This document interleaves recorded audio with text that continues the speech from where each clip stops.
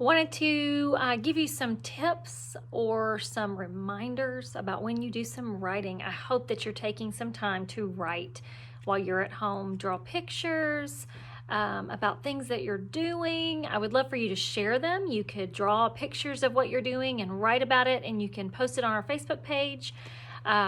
Anything that you're doing. If you want to make a short video for everyone to see, make a video and post it on our Facebook page. Would love to see that. Would love to see your faces.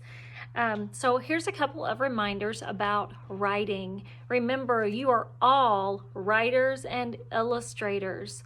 That's right. You are. You know it. We do it all the time in class. And some reminders, some things I want you to remember when you write. Who's this guy? Right? Spacerman? Don't forget to put spaces between your words. Remember, I know you don't have your Spacerman at home, but you could use a crayon or pencil or, your finger. That works too. To space between your words as you write your sentences. So, use spaces. Don't forget.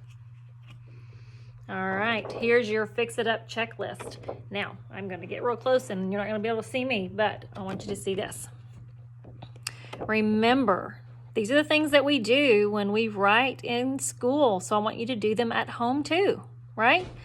Number 1, Fix It Up checklist. As you write, you can come back and look at this and ask yourself if you did these things.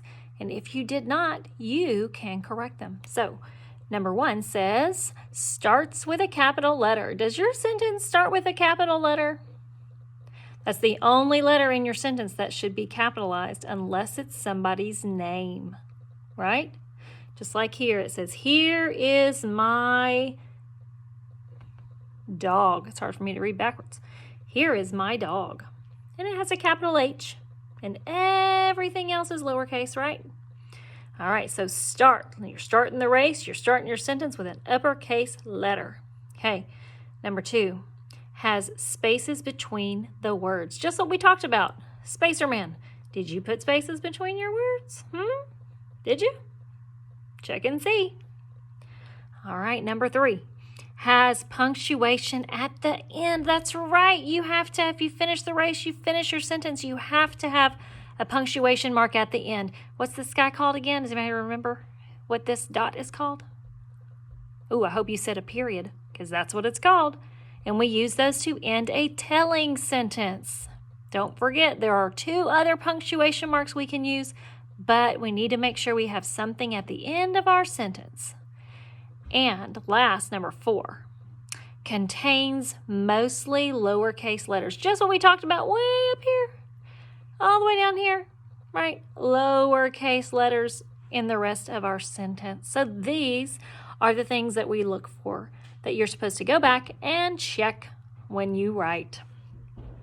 Okay, now you also know that we like to set ourselves some goals in the classroom. So back in our writing center, if you can picture it in your mind, there was that goals chart.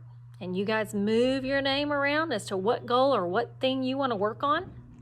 So here's a couple of things to think about. That this was our Fix It Up checklist. These are the things that we should be doing all the time. And it's just a reminder. But we may have goals for other things that we want to work on. So one of them might be, I can think of my own writing ideas. Yeah, think of whatever you want to write about. You don't have to have somebody tell you what to write about. You can write about anything you want. So can you come up with your own idea for writing?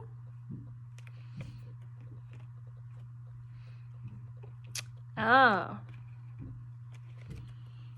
can tell my story with pictures and words. Pictures and words. When we read books, we like to see pictures and words. Right? And we love those detailed pictures. Pictures and words. I can tell my story with pictures and words. Both. And remember to make your picture detailed. Miss Castle always asks, do you have the details? Did you put all the details you need in that? Could you add to what you already have drawn? Things to think about. All right. We talked about punctuation a minute ago. We have to have punctuation at the end, right? Here's a sentence. I am 5, and they used a period because it's a telling sentence. They're just telling us something. And when we just tell people things, we use a period, right? But when we're excited, we use this guy. What's he called? You remember? I hope you said exclamation mark, because that's what it is, an exclamation mark. And we use it when we are excited, or sometimes people use it in their writing when they're yelling. So excited or yelling, if that's something you're trying to communicate in your writing, you can use an exclamation mark. And the third type of punctuation we might use is a question mark. Remember this guy? And why do we use a question mark? Oh, I hope you said because we're asking a question. You may tell something to somebody, and then you might write another sentence that's asking a question, and you could end it with a question mark. So don't forget what they're called. What is this? And this one? And this one. Good.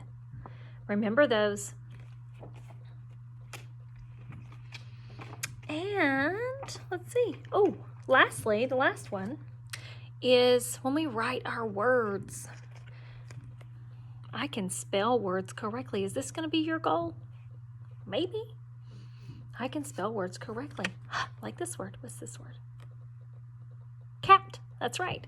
C-A-T. Cat. That is the word cat. Excellent.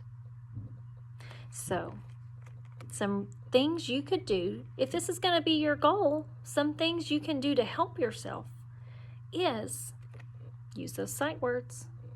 You have lists of them, so if you forgot how to write one of the sight words, if you're writing, pull out your sight word list and look to see how it's spelled so that you can spell it correctly.